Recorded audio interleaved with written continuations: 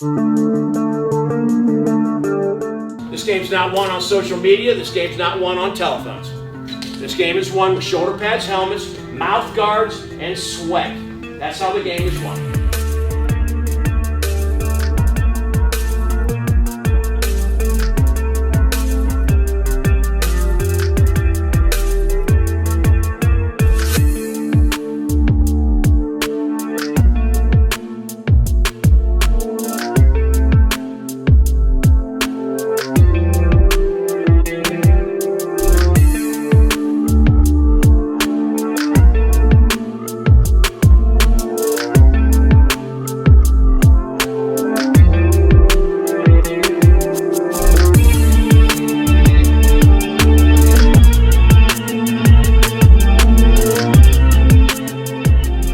Welcome to episode 3 of the Bill Neese's Coaches Show. I'm your host, Chip Hare. With me is Coach Bill Neese.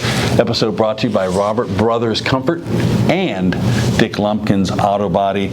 Indians fall short on Friday night to Troy 21-7 in a game where, Coach, I'm sure you guys have looked that film over and over and over. A game of opportunity, certainly for the Indians, that we weren't able to capitalize, but we were right into it all the way to the end, and certainly a position where we can probably take some of what we got from Friday night and push that forward as momentum. Definitely. Right before the half, I thought we squandered, a big opportunity for us to be able to get the ball in the end zone. And then we came on here at halftime and, made some adjustments, did some things, did some stuff. And then we looked at the weather and we knew weather was coming in. Mm-hmm. And so that's all I kept thinking, when we get into the second half, we started them off with a 3 and out. And then our offense had great field position, so that was a second shot we had right there, and we didn't get that done. And as they went on their, that third quarter drive that they went on, that seemed like it was a lot more plays than we've had in a long time. I'm just sitting there thinking, we got to get off the field. We got to get off the field before this stuff hits. And sure enough, just as that happened, just as their drive got over with, we started our possession, and everything just opened up. And that's not to use it as an excuse, but I would rather have tried to play a little bit of that catch-up game, with a little bit fairer weather. But that's the way it goes. Coach, one of those things that it was the timing of the way the game was, and you said they put a long drive together, and our defense was on the field quite a bit there, probably more than you wanted in the second half. But our defense did make some big plays throughout the game. Well, we had a couple fourth down stops. We saved ourselves. We used those timeouts right before the half, so we tried to get after their punt, and then we ended up and got a roughing, and then came back and got a good fourth down stop. But generally speaking, I thought our defense was just a slow drip on that one drive. We had three possessions where we had them 3 and out, and we're good on that. But and again had some good field position. So it's stuff that you look at and you say to yourself that you can't take stuff for granted. If you get the ball on the 35-yard line, 35 yards away from the goal line, you've got to come up with some points.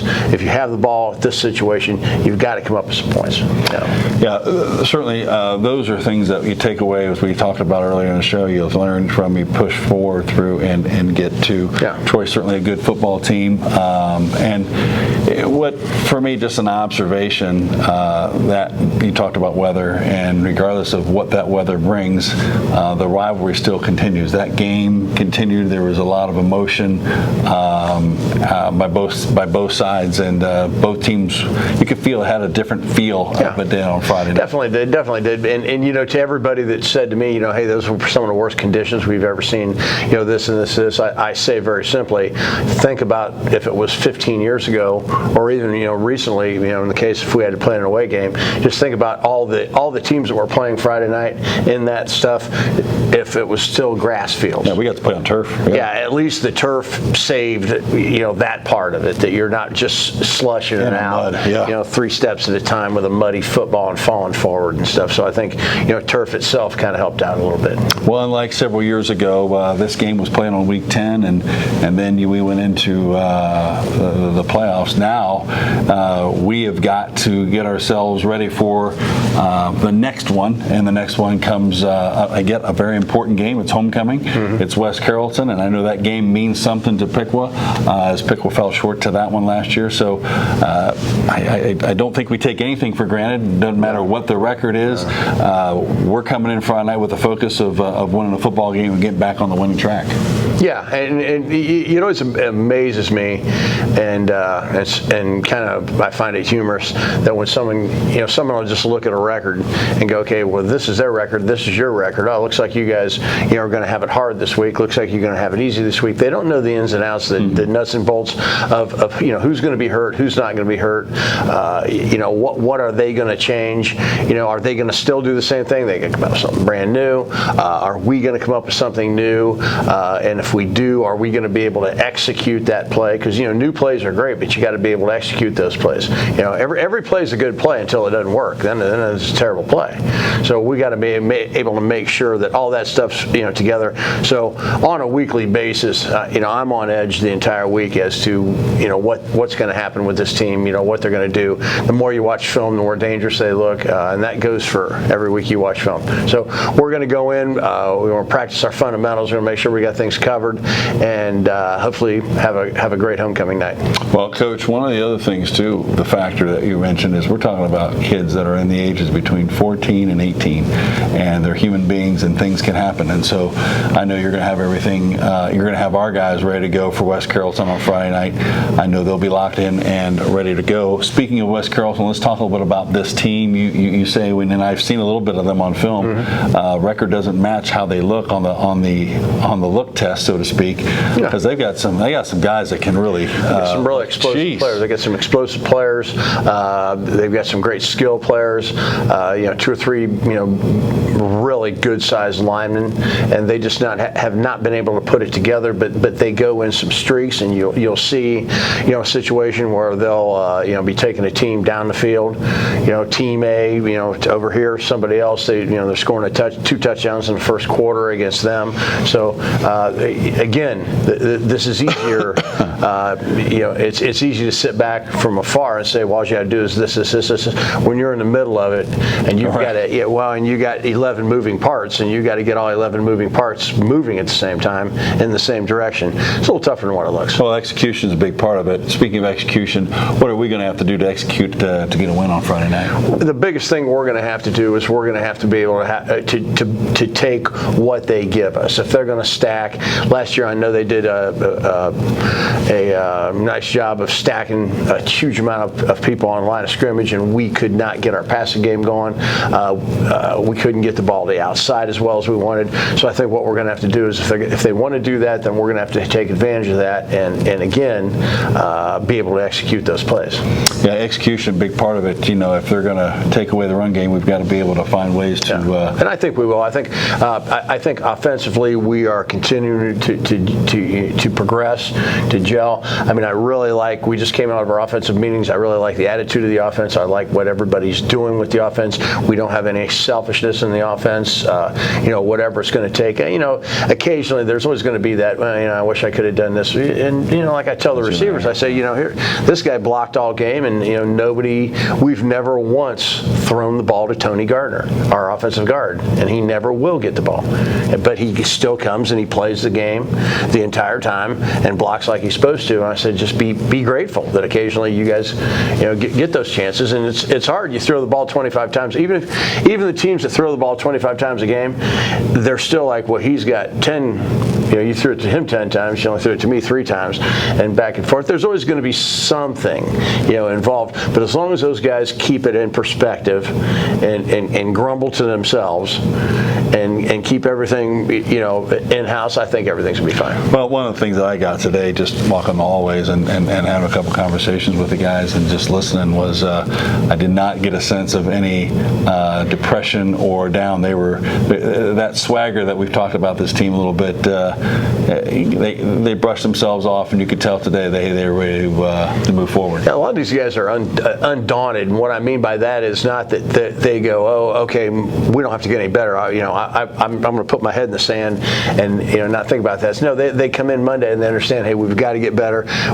We got a whole new team coming up. We start fresh, go erase the board. We have new energy now for this week, different energy than it was last week. It's homecoming, it's West Carrollton, and then it starts over again. And then the following week you erase everything, you start it back up again, and that's how the thing goes. It keeps pumping and pumping. And obviously, if you win a game, it's easier to keep things rolling. Sure, so what we have to do, I think we got a great set of coaches that come in and they're ready to go on Mondays, and unbelievable amount of time that they spend on the weekends watching films, getting stuff That's ready. the part that people don't see.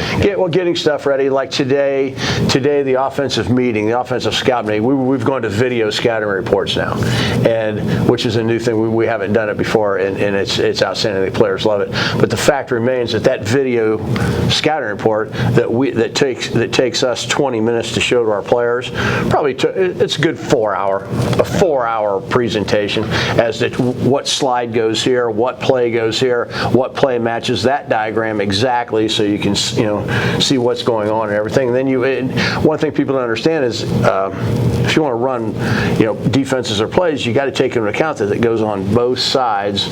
So you can't just have if everything to the right side. You got to have some stuff that happen on the left side, and then you still got special teams rolling in. So it's a big effort on the weekends. Well, let's talk about video scouting reports, because I think for some people that'd be interesting, because it used to be the old, you have the paper, you give them stuff and pass it out. So they get it, they get it on their phones, they see it, they can watch it, and so they'll see a flash of a particular set or formation, and then you show a play. Is that how it works, Coach? Basically, you start off with the cover sheet, then you start off with their starting lineups, and you start off with any other nuts and bolts that we might have. What we call the bullet points. Okay, here. This guy's this area too. These are the stats from last year. These are the stats from this year. So you go through all that, and then you go into it. Like for example, on offense, you go into diagram. Okay, when we come out in our 2x2, okay, 90% of the time in 2x2 they're going to play man coverage. Okay, the other 5% of the time they're going to play some form of roll zone into the boundary. Okay, so got that. Everybody sees where they're going, and then boom, you go to 4 clips of somebody else playing a white formation and saying, okay, this is what it's like, this is what and there's sometimes you can say, okay, this was last year against us.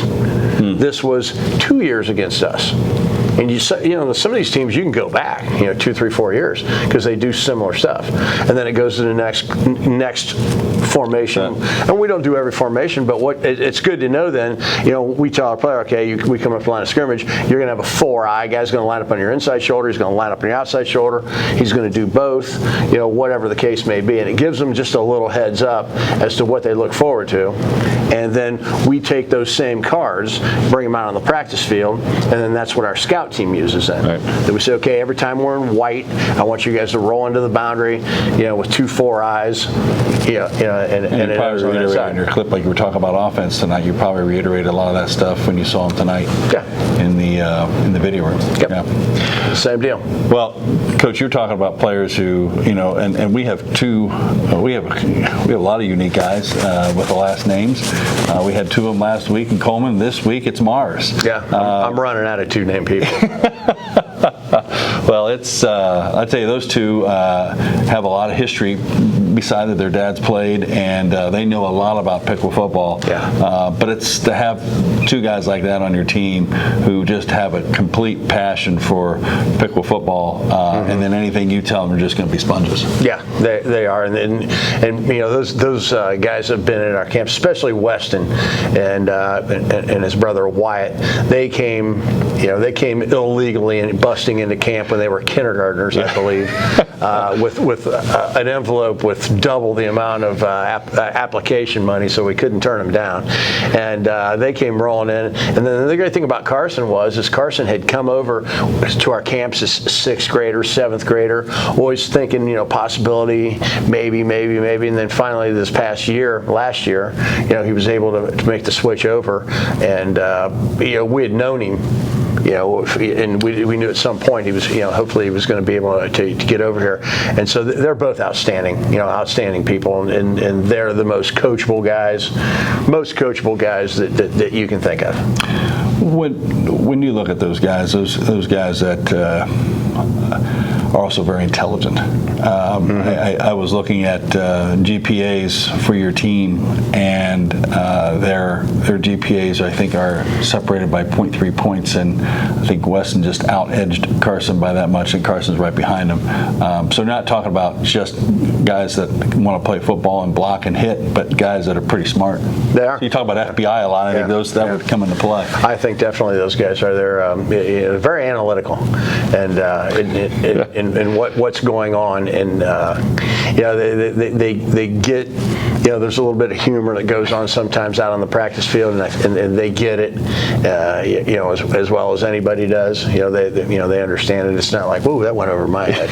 And we're just really appreciative that we have both of those guys on the squad. Yeah, both those guys certainly add something, and the leadership factor that both of those guys have. Maybe not just necessarily with words, but by action. And you can tell guys look at them and like, hey, they're bought into the program. Oh yeah. And the most interesting thing, as I'm sure most people know, but if you don't know, the most interesting thing is they were fortunate enough, and you never know what numbers are available, because somebody just picks a number when they're a sophomore, and sometimes they keep it. Other kids have had 3 different numbers all 3 years of their career. They just want to get a single digit at some point or another. But the Marses, I've been fortunate enough that they both wear their dad's jersey, and I think that's very unique that you can go to play at the same high school that your dad played at and wear his exact same number. And I thought that was pretty cool. Pretty special. Yeah. And certainly the Mars add a lot to Piqua football, and we are glad to have them. And we're going to talk to them in the second portion of the show. But Coach, we thank you for your time, and we wish you all the best in your preparations and practice for this week and Friday night at West Carrollton. Thank you very much. With West Carrollton. Just as a reminder, we will be here at Alexander Stadium. It'll be the 3rd straight home game. It'll be great to have homecoming kickoff at 7 p.m. We're going to come back. We're going to talk to Weston. We're going to talk to Carson. We're going to talk about these guys. We're going to find out what these guys are really like behind the scenes. We'll be right back. Welcome to episode 3 of the Coach's Bill Neese Show, part 2, the players portion. And we have an interesting group with us today. I'm going to let them introduce themselves and the positions that they play. I'm Carson Mars. I'm a defensive end. I'm Weston Mars. I'm an offensive tackle and a defensive tackle. So you guys have the same last name. Last week we ran into the same deal. Last name Coleman, this week Mars. What's the relationship?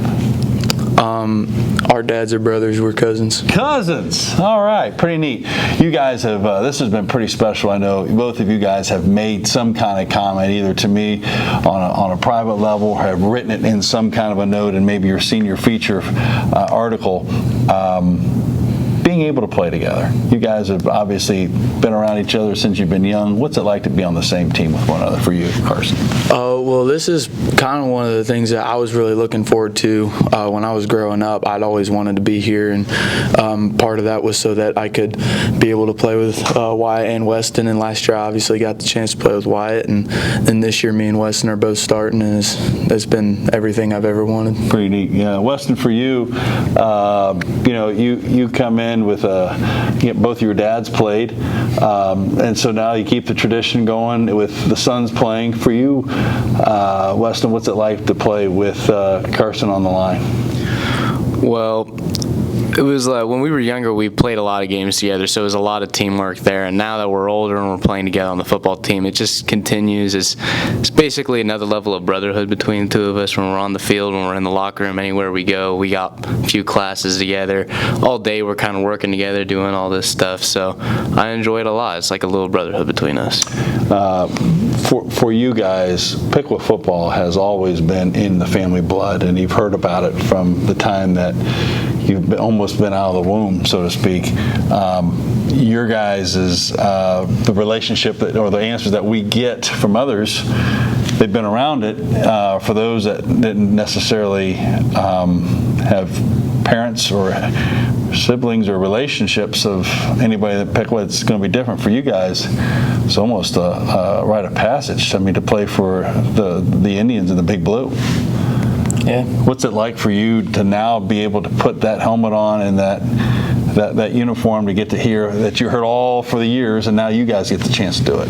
Well, I mean, this is like obviously it's something I've looked forward to growing up always. Like, I would grow up, come watch Piqua football, and I'd think that these high school players were like professionals, and I looked up to all of them, and I especially looked up to my dad, knowing that he played, and it's almost just like I got to inherit the blessing of being able to play for Piqua football. I've always wanted to. Weston, Piqua football has been big too. I mean, I'll even go back to your grandparents, big Piqua football fans, and been around it. Your grandma was one of the leaders in the Football Moms Club back in the day. So again, for you, what's it like to come out of the tunnel at Alexander Stadium? While I know your dad's played at Wirtz, a lot of people probably don't even know that Wirtz Stadium was a football stadium nowadays. You ask kids, but you guys know about it because you saw the videos and pictures. But what's it like to run out of the tunnel knowing that you're representing the Indians? Well, for me, it's like a kind of a passing the torch kind of thing. My dad's told me stories. He showed me films. I've heard it from my grandparents too, especially JoJo. But yeah, it's you hear about it your whole young life, and then when it's finally your time, it's like, it's my time. I'm here. It's been passed on to me. Now it's my job to carry it up and do what I can with it until my time's over. Right. Well, let's talk about that time. Obviously, things didn't go the way we wanted the other night in a 21-7 loss to Troy. We had our chances. We're in the game. We had our moments. I know I saw the emotions of it afterwards for both of you. It was an emotional time. But we don't have time to sit around and worry about it because we've got another one on Friday in West Carrollton and a chance to get a win. It'll be our third straight game here at Alexander Stadium. What's your mindset as we get ready for the Pirates? I think that a lot of it has to do with the fact that last year we were definitely supposed to beat them. We were the better football team, and we weren't able to pull it off. We could list a bunch of reasons why that is for one or another, but the fact is that we lost. So we have a chip on our shoulder, making sure that we don't make that mistake again. And then obviously we also have the fact that it's homecoming. You gotta win on homecoming, because then the dance ain't as fun if you don't. That's a good point, Carson. Well, for me, it's a lot of looking back what you did last week, figuring out what you did wrong, what you did good, what you can bring to the next game, improving upon what you can, and then going out there knowing what your job is, getting your job done, and then leaving. You know, there is too something about the homecoming party. If you get a lot of alumni that come back, and that's a game that they're interested in watching. Old alumni, whether they played years and years ago, like your parents and your dads, or if it was just a few years ago. There's a little bit of pride about Piqua football, I'm sure, on that end, that you guys want to make sure that we do well. Right? Yeah, absolutely. Guys, I'm going to move you a little bit forward now to past football season, and we get into spring, and graduation will be here. I know it seems a long ways away, but talk a little bit about what maybe post-high school looks like for both of you. I mean, for me, I've always been a huge football fan, so just like every football fan kid dreams of, you want to go off and play at Ohio State or whatever, especially in this area. But really, I'm just kind of at anywhere that'll let me play football. That's where I want to go. Just follow the sport, see where it takes me, because I think that's where God wants me to go. Good.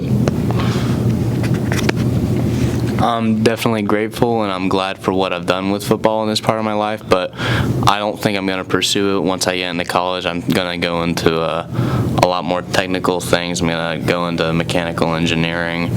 I'm hopefully going to take the military route, go into ROTC and that kind of stuff, and keep going with my life in that direction. Well, it should be noted, last Friday night before the game, you were the Great American Rivalry Student Spotlight for the senior athlete of the week in the team. That had to be quite a big honor. In the blowing wind and rain, and probably I think 15 people were in the stands watching you get that. But just for the Indian Nation Station, they go. But you guys are pretty smart guys. Here's an interesting fact about you guys: top 2 on the team academically, and there was only a .3 that separates you guys in GPA. Pretty smart dude sitting here beside me. Congratulations and all the best to you guys as you finish in your thoughts to graduation, but moreover, get back to Friday night. Good luck to you guys Friday night and rolling right through the season as we should. Yes, sir. All right.